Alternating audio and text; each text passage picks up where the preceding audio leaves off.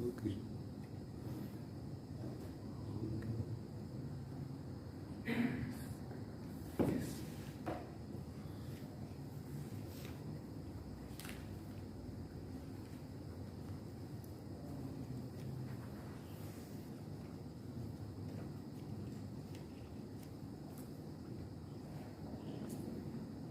Assalamualaikum warahmatullahi wabarakatuh.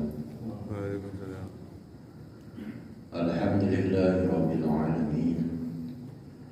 Allahumma salli ala sayyidina Muhammadin al-fatih lima ughliq wal khatim lima sabaq nasiril haqqi bil haqqi wal hadi ila siratikal mustaqim wa ala alihi haqqa qadrihi wa miqdarihil azim.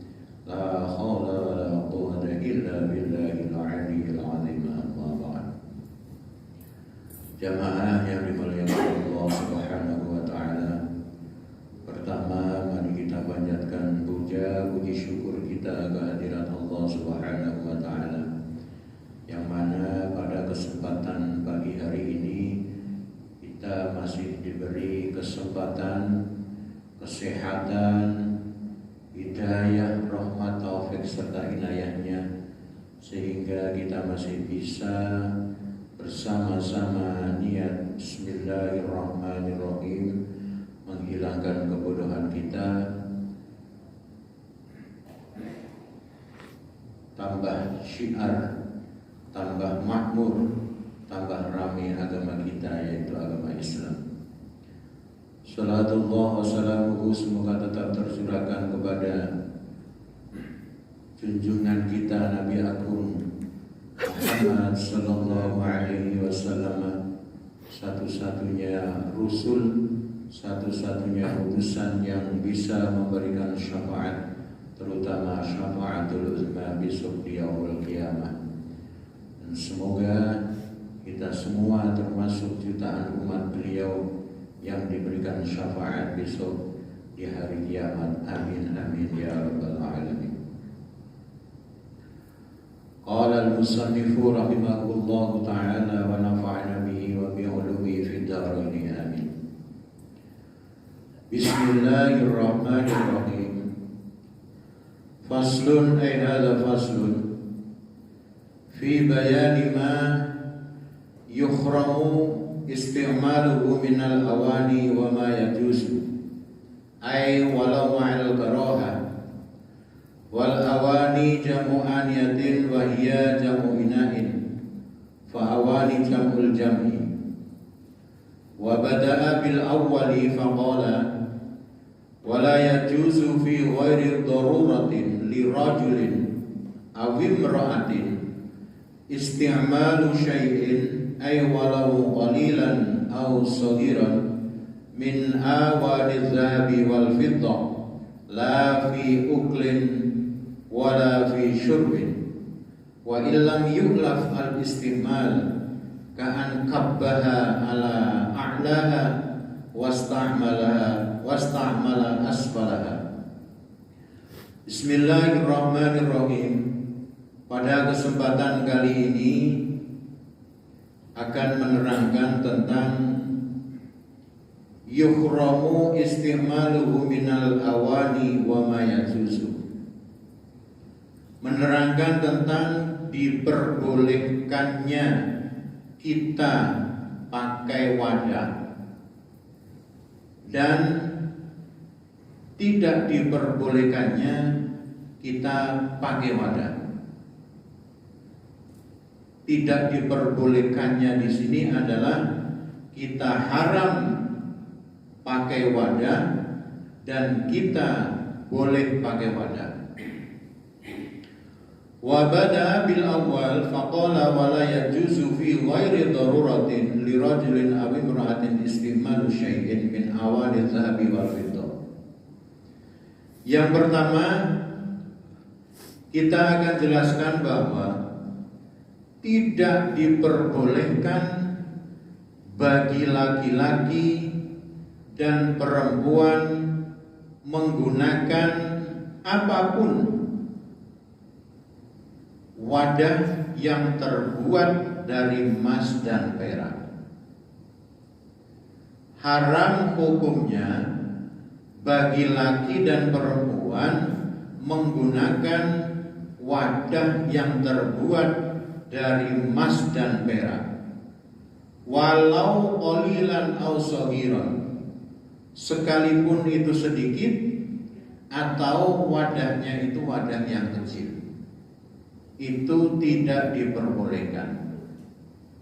Mangkok dari emas, mangkok dari perak itu haram bagi laki dan perempuan. Piring dari emas, piring dari perak itu juga haram hukumnya untuk dipakai wadah. Apapun itu alasannya. Dengan kata arti, apapun itu alasannya, di sini bagi orang kaya atau bagi orang miskin itu hukum di mata Allah itu sama. Dan ini harus kita perbandingkan dengan sungguh-sungguh. La fi uklin wa la fi syurbin. Di sini dijelaskan tidak diperbolehkannya pakai wadah yang terbuat dari emas dan perak itu, baik digunakan untuk wadah makan atau wadah minum. Gelas dari emas atau perak, dan apapun itu yang terbuat dari emas dan perak untuk wadah, itu nanti haram hukumnya. Bahkan dijelaskan wa illam yu'lafu al istimalu ka'an kabbaha ala a'laha wastamala asfalaha. Sekalipun dalam penggunaannya itu tidak terbiasa, dengan kata arti menggunakannya itu di ini pantatnya, baliknya. Umpamanya piring kan begini, mangkok kan begini, menengadah begini kan. Nah itu umpamanya wadahnya itu ditengkurapkan, dibalik. Nah yang digunakan itu bawahnya, itu tetap tidak boleh, haram hukumnya. Jadi di sini hukumnya jelas, penggunaan wadah yang terbuat dari emas dan perak, apapun itu alasannya dalam penggunaannya, ini tetap diharamkan oleh syariat, oleh hukum. Wala ghairihima ay wala yajuzu isti'malu syai'in fi ghairihima ka wudu'in wa ghuslin wa izalati najasyatin. Tidak diperbolehkannya pula pakai emas dan perak, wadah pakai emas dan perak untuk keperluan wudu, untuk keperluan mandi, untuk keperluan menghilangkan najis. Itu pun tidak diperbolehkan. Oleh karenanya, dalam kesempatan kemarin Isra Mi'raj Baginda Agung Muhammad sallallahu alaihi wasallam, saya jelaskan bahwa di situ malaikat Jibril membawa mangkuk yang terbuat dari emas ketika Baginda mau dioperasi.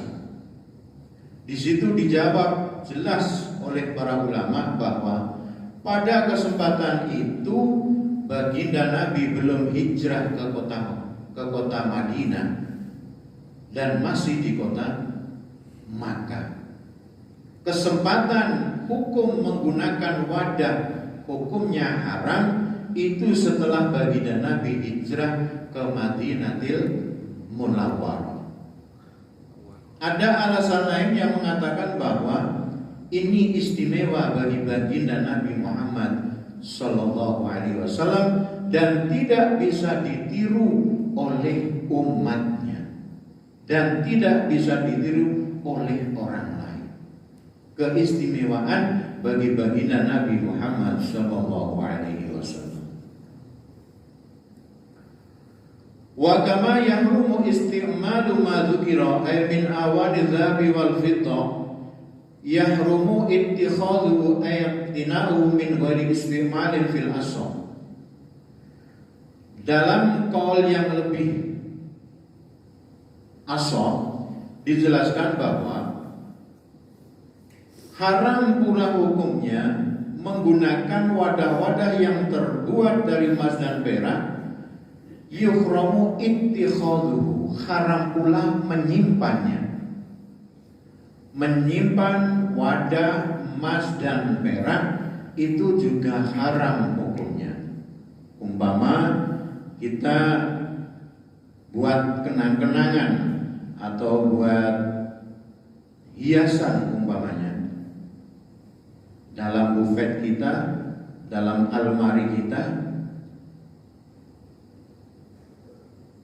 hiasan piring dari emas, mangkok dari emas, sendok dari emas, apapun itu yang buat untuk alat makan dan minum dan yang lainnya itu tetap tidak diperbolehkan atau hukumnya haram. Li'anna ittikhadhuhu yuharrimu ila istimali hadza li ghairi tijaratin. Karena apa? Alasan tidak diperbolehkannya menyimpan barang-barang yang terbuat, wadah-wadah yang terbuat dari emas dan perak. Karena menyimpan itu nanti cenderung ila istimali. Barang yang disimpan itu sudah barang tentu memicu cenderung kita untuk menggunakannya. Oleh karenanya tidak diperbolehkan atau haram hukumnya. Mana ada kita umpama lihat piring di almari kita, mangkok di almari kita umpamanya itu buat simpanan, itu sudah barang tentu memicu, mengundang kita untuk juga menggunakannya. Oleh karenanya tidak diperbolehkan dan haram hukumnya. Li'anna ittikhadhu yajurru ila istimali, sudah barang tentu menyimpannya itu menarik bagi yang punya untuk menggunakannya. Hadza li ghairi tijaratin. Permasalahan hukum yang seperti itu ini di luar dari untuk tujuan untuk berdagang. Umpamanya wadah yang terbuat dari emas dan perak disimpan pun atau di apapun, kalau ini tujuannya untuk dijual, ini hukumnya tidak apa-apa. Amma idza kana iktinahu li tijaratin bi ayyabi'ahu liman yaj'alahu khuliyan aw dananira aw darahima fa innahu jaizun. Adapun umpama menyimpannya itu untuk tujuan jual beli, bi ayyabi'ahu liman yaj'alahu khuliyan, artinya dijual kepada pedagang yang nantinya akan dibuat perhiasan. Au dananira, atau dibuat dinar, au darahima, atau dibuat untuk dijadikan dirham. Nah, itu hukumnya diperbolehkan.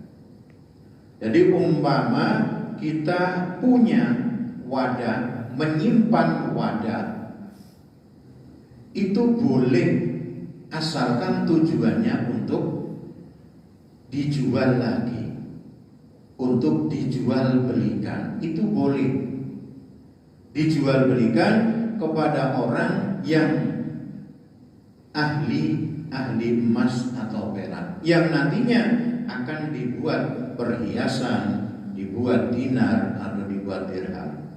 Dinar atau dirham itu kan terbuat dari emas dan perak. Dinar dari emas, dirham dari perak. Itu mata uang sana Arab Saudi. Wa yahrumu aidan al-ina'u al-mutalla bi dhahabin aw fiddatin in hasala min tilai syai'un aw mutawawilun bi 'irdihi minan nar. Haram pula hukumnya wadah yang disepuh. Tahu ya disepuh ya? Apa bahasa? Hah? Iya, tahu. Bahasa nasionalnya apa? Hah? Ya disepuh lah pokoknya. Haram penggunaan wadah yang disepuh dengan emas dan perak. Tapi syaratnya praktek penyempuhannya itu yang dari api. Penyempuhannya itu dari api. Ya memang prakteknya nyempuh itu ya dari api. Nah, mungkin kalau dari pabrik itu mungkin tidak, perantaranya tidak pakai api, mungkin pakai press atau apa. Nah, kalau pakai press atau yang tidak pakai api pokoknya itu nanti diperbolehkan. Nah, inilah hukum, permasalahan hukum itu seperti itu. Ini hukum fikih. Makanya begini, dalam jauh-jauh hari saya katakan kita harus dua-duanya harus lihai, pandai dan alim tentang ilmu fikih dan tentang ilmu tasawuf. Kedua-duanya harus maju bareng.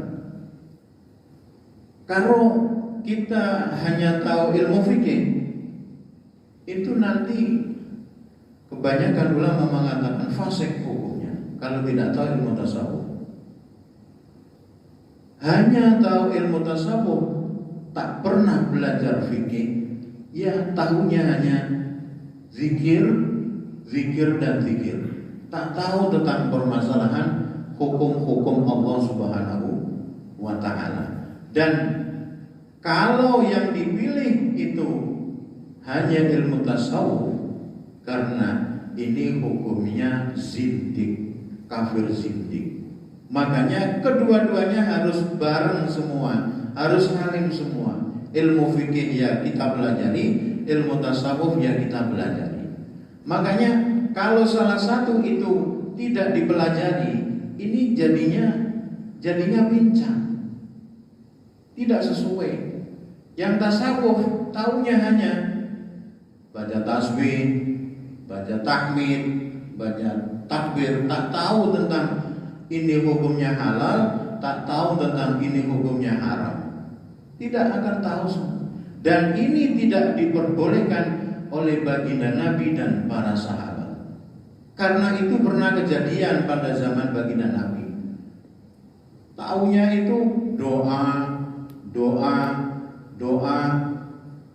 tidak menyampaikan hukum halal haram. Taunya hanya baca sunnah. Kalau baca ini pahalanya 1000 tahun pahala.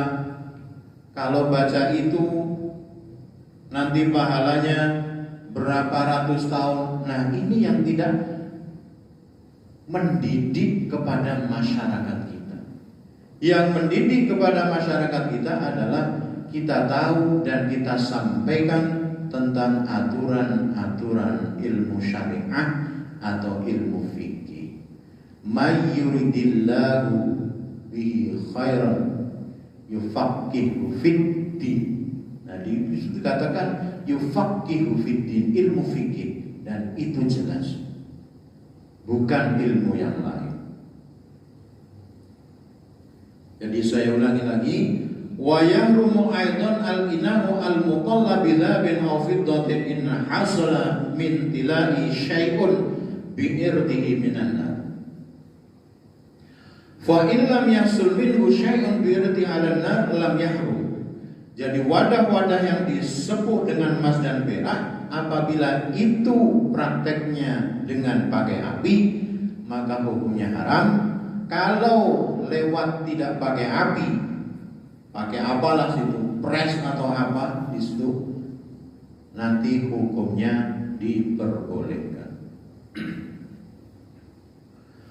Fahuwa kal'atam wa hadha tafsil fi istimali i'tikhadhu wa amma al-mutallaq nafsuhu alladhi huwa al-fi'lu fahram.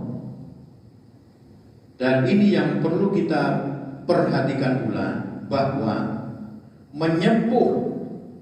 menyepuhnya itu wal mutalla nafsu alladhi wa al-fi'lu fahram. Menyepuhnya sendiri itu adalah suatu pekerjaan yang tidak diperbolehkan oleh syara atau hukumnya haram. Jadi pekerjaan menyepuh itu hukumnya haram. Orang yang menyepuh itu juga tidak diperbolehkan.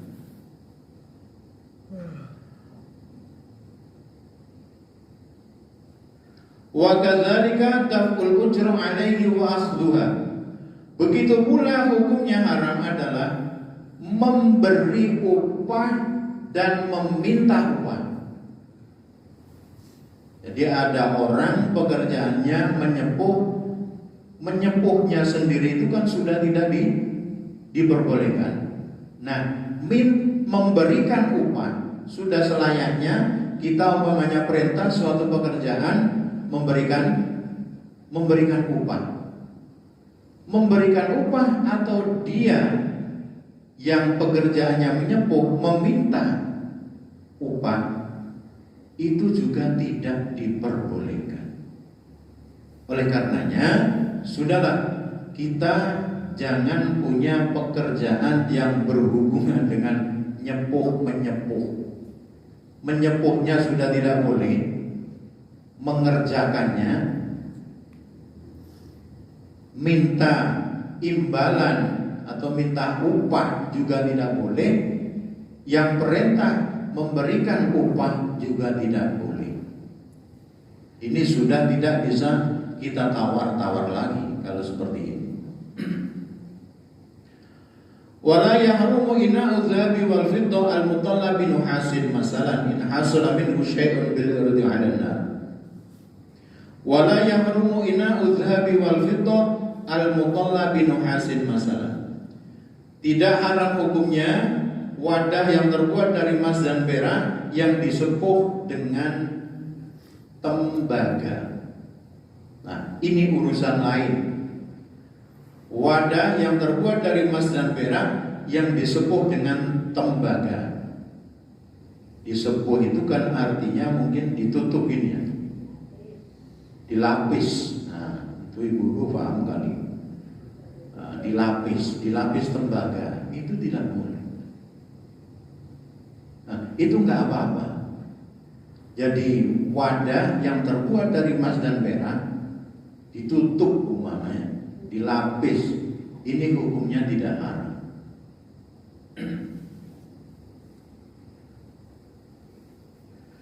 Wa min sama lau sadi'a ina'u dhahab bihaitsu satara as-sada jami'a dhahirihi wa badnihi halla istimalu li fawatil khuyalahi. Oleh karenanya, nah ini disimpulkan, seakan-akan ini disimpulkan, apa ada emas itu berkarat? Ada. Nah, kalau ada berarti benar di sini. Syekh Nawawi mengatakan walau sadi'a ina'u dhahab bihaitsu satara as-sada jami'a dhahiri wa badnihi halla istimalu. Apabila wadah yang terbuat dari emas dan perak berkarat, baik itu dalamnya, baik itu luarnya, nah itu kita baru boleh menggunakannya. Karena apa? Karena alasannya sudah tidak lil khuyala, tidak untuk kepameran. Nah ini sisi hukum ini seperti ini. Jadi kita tidak diperbolehkan pakai wadah dari emas dan perak karena alasannya lil khuyala, untuk pamer, bangga dengan kepemilikannya. bangga dengan apa yang ia miliki yang mungkin tidak dimiliki oleh orang lain. Nah, kalau hukum pencetusannya seperti ini, apapun itu yang akan menimbulkan kepameran, bangga diri, ini juga akan menimbulkan resiko yang kurang baik. Walaupun dengan tanda kutip tidak diharamkan oleh hukum atau syariat. Apapun itu, kalau tujuannya untuk khuyala, pamer, bangga diri, nah ini yang tidak diperbolehkan oleh syariat. Jadi umpama kita punya wadah yang terbuat dari emas dan perak tapi berkarat semua, baik itu dalam dan luarnya berkarat, nah, itu kita diperbolehkan menggunakannya. Wa yajuzul istimalu ina'in muttakhadhin min ghairihima ay ghairi dhahabi wal fiddah min al-awani an-nafisa fit taharah wa ghairiha fa in kanat al-awani nafisatan lidzalika. Nah, hukum yang selanjutnya, kita diperbolehkan menggunakan wadah yang terbuat dari selain emas dan perak walaupun itu lebih indah dan lebih bagus. Kita diperbolehkan menggunakan wadah yang terbuat dari emas dan perak yang selain dari emas dan perak sekalipun itu lebih indah dan lebih bagus. Ini boleh. Seperti wadah yang terbuat dari yakut, jaza istimalu ma'al qaraha wa in kana nafisatan min haitsu sunna ka ina'i zuzatin muhakkam bil kharta jaza bika karahatin. Nah, seperti kita punya wadah yang terbuat dari yakut. Yakut itu apa? Permata. Permata itu boleh. Kan kelihatannya kan lebih indah dan lebih cantik, lebih bagus. Tapi kenapa emas dan perak itu tidak diperbolehkan? Karena semua itu nanti akan dipergunakan di surga Allah Subhanahu wa ta'ala. Jadi di surga Allah itu nanti tidak ada wadah-wadah atau tempat-tempat yang terbuat selain dari emas dan perak. Gak ada di surga itu pakai piring simping, itu gak ada. Tahu ya piring simpingnya? Tak ada itu. Yang bagus sekalipun umpamanya pakai piring yang besar itu gak ada. Gak masuk levelnya ke surga itu. Semua itu terbuat dari emas dan perak. Kebanyakan terbuat dari emas. Semua itu. Makanya ditunda dulu, tidak diperbolehkan digunakan di alam dunia ini. Wa yahrumu al-ina'u al-mudabbab lidabbati fiddatin hala kauniha kabiratan. Haram pula wadah yang ditambal dengan perak ketika tambalannya itu kelihatan besar. Menambal wadah dengan perak itu pun haram hukumnya. Umpama apa itu panci, apa itu apalah, wadah itu berlubang kemudian ditambal dengan perak, itu tidak boleh. Kalau kelihatan, menurut umum kelihatan besar, itu tidak boleh, haram hukumnya.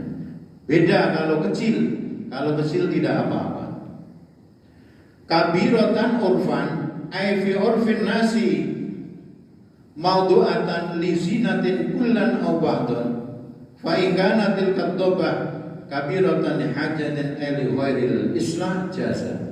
Jadi permasalahannya, kalau wadah yang ditambal dengan perak itu nanti tidak boleh. Lihat kepada tujuannya. Kalau tujuannya lizina, untuk perhiasan, itu pun nanti tidak boleh.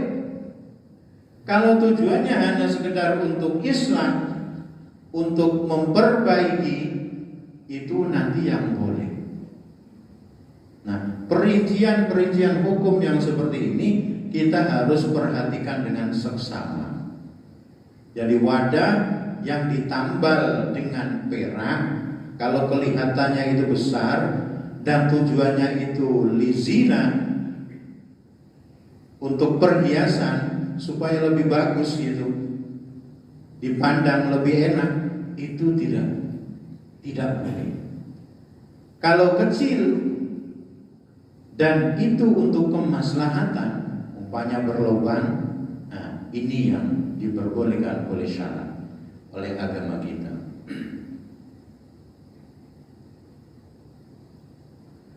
Fala tukrahu wa la yahrumu bal hiya mubahatun wa hasil mas'alati dhabba sab'atun. Amma dhabbatu dhahabi fatahrumu mutlaqan. Nah, kalau tadi tambalan dengan tambalan perak itu nanti ada tafsir hukumnya tadi, ada perincian hukumnya. Tapi kalau tambalan yang menggunakan dengan emas sama sekali tidak diperbolehkan atau hukumnya haram. Kalau emas sudah tidak bisa lagi.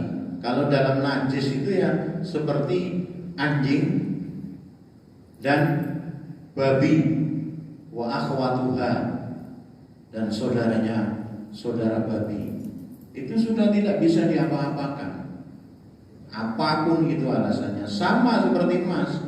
Emas juga sudah tidak bisa diapa-apakan kalau untuk wadah atau tempat makan, tempat minum. Li'anna al-khuyala'a fiha asyaddu min al-khuyala'i fil fiddah. Wa li'anna al-fiddah awsam min adzabi dalil zawal khatami lirrajul minha.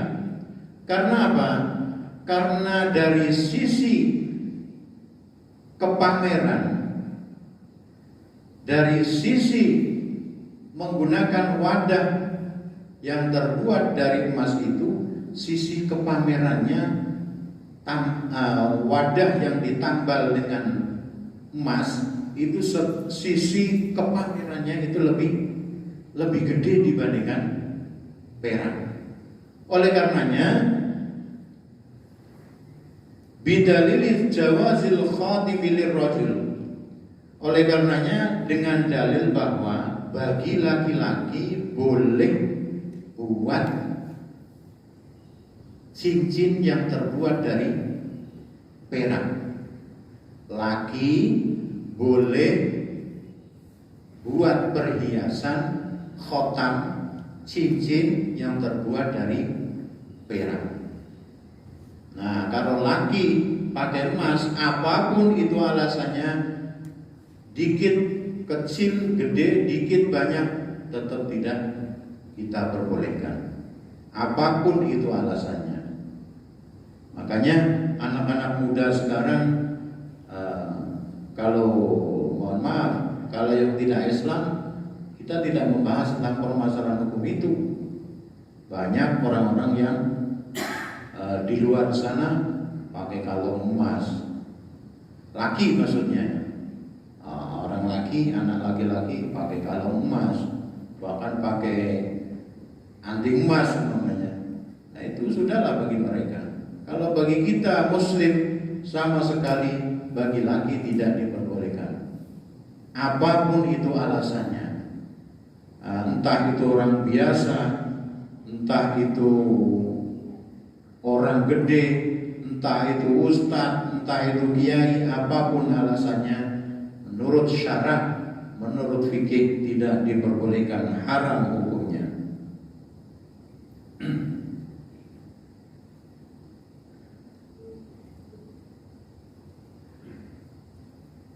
Fayahrumu as-samru fi dhahabi mutlaqan bi khilafi tarkiya fihi fala yahrumu bi istimali lillahi mutlaqan wa la yukrahu wa kadza law sharida bi kaffayhi wa fi usbihi khatamun aw fi fami daraibun aw shariba bikaffaihi wa fihi ma darahim. Begitu pula tidak dimakruhkan apabila law syariba bikaffaihi wa fi ismihi khatamu. Sama umpama kita minum bagi laki-laki tidak makruh. Di epek-epek kita ini kita pakai cincin yang terbuat dari perak. Itu nanti tidak ada permasalahan. Jadi kiranya sudah jelas apa-apa yang saya sampaikan, semoga ini bermanfaat. Toh sekalipun harapan kita dalam pikiran kita, mana ada kiai pakai simping aja sudah luar biasa. Pakai piring apa? Pakai piring keramik itu sudah istimewa lah kita.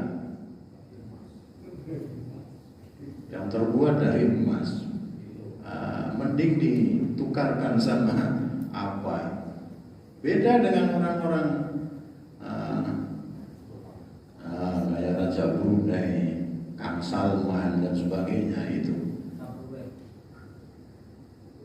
Nah, itu udah lain lagi. Ataupun itu penggunaannya tetap apapun tidak diperbolehkannya alasan. Atau itu raja, apapun itu kalau menggunakan wadah yang terbuat dari emas dan perak itu hukumnya tidak diperbolehkan alias haram. Semoga bermanfaat. Kiranya ada yang kurang jelas yang perlu ditanyakan,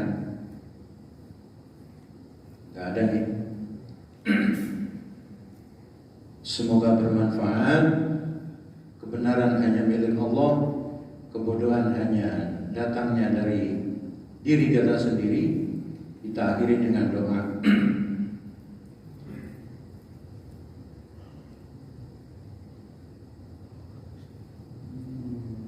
Asyhadu an la ilaha illallah wa asyhadu anna Muhammadan abduhu wa rasuluh. Astaghfiruka wa atubu ilaih. Kurang lebihnya mohon maaf. Ihdinas siratal mustaqim, siratal anbiya wal mursalin. Wassalamualaikum warahmatullahi